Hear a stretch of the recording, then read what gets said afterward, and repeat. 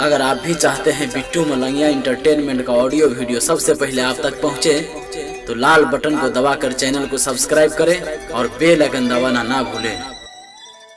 अखन अपने सब सुन रहा छी Bittu Malangiya entertainment by Rinkal studio Darbhanga.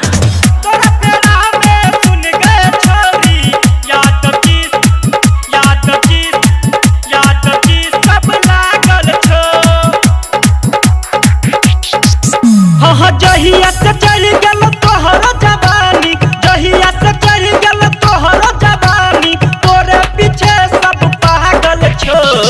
तोरा फेरा में सुन गए छौरी, तोरा फेरा में सुन गए छौरी, यादव जी सब लागल छो गए। तोरा फेरा में सुन गए छौरी, यादव जी सब लागल छो गए। तोरा फेरा में सुन गए छौरी, यादव जी सब लागल छो। डीजे बिट्टू मलंगिया, डीजे बिट्टू मलंगिया, मधुबनी मधुबनी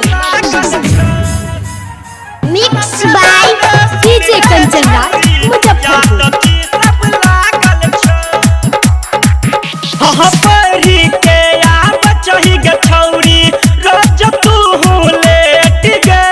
हमरा बुझाइया कोनो छौरा से कर चही भेट गे, से कर चही भेट गे, से कर चही भेट गे।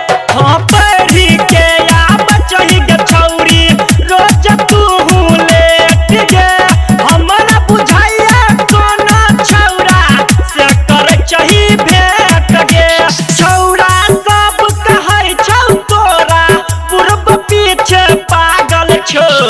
तोरा फेरा में सुन गए छौरी, यादव जी